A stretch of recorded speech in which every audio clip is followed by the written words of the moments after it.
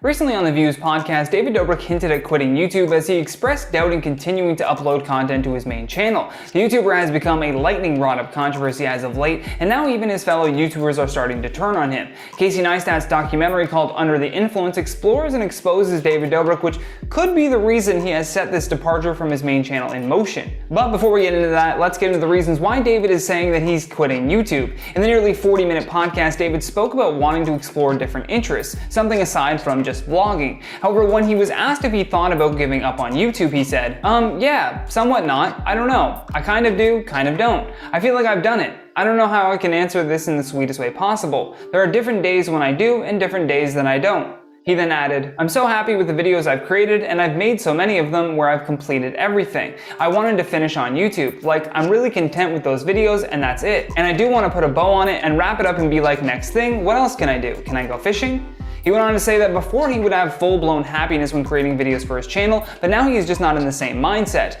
In the podcast, he also shared what he hates being asked about the most. David adds, my least favorite question was when people would come up to me and then go, what's the real David like? And I'd be like, get the F out of here. And I'd be like, this is it. This is what you're getting. It's like the YouTube videos, it's not all real. And I'd be like, yeah, neither is an effing film or TV show. Like, the process of making it is real to me and is so fun. And when it came to how the internet reacted to news of him just considering that he might want to quit YouTube, people online couldn't be happier. Several people saying best news ever, with others adding things like read the room, you won't be missed. Switching back to Casey Neistat though, he started filming Dobrik back in 2018 just as he and the vlog squad were gaining viral attention on the platform. However, in March of 2021, Insider.com published one woman's account of being essayed by vlog squad member Dirty Dom. Because of this controversy, Dobrik's big content deals and sponsorships all started to drop off. Now all of a sudden, Casey had a completely different film from where he started. Under the Influence debuted at South by Southwest, and based on the reviews I've read online, the film does nothing to protect David's image.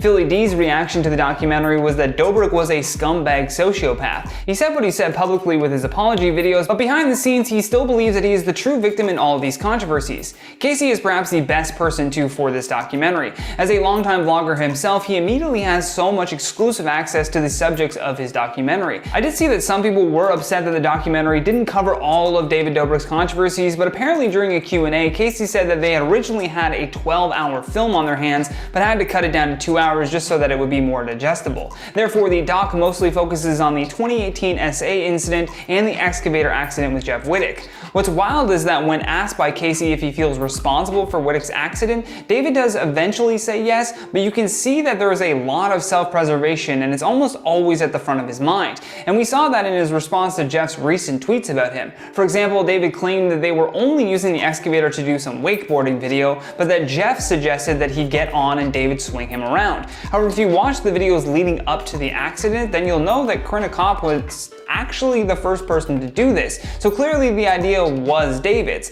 David then tried to frame Jeff by sharing a screenshot of a message that he had sent while they were filming the stunt. When Dobrik addressed what happened on his podcast, he claimed that this was the worst day of his life. He then showed a screen recording of an Instagram DM that Wittek sent where Jeff says, let's recreate this.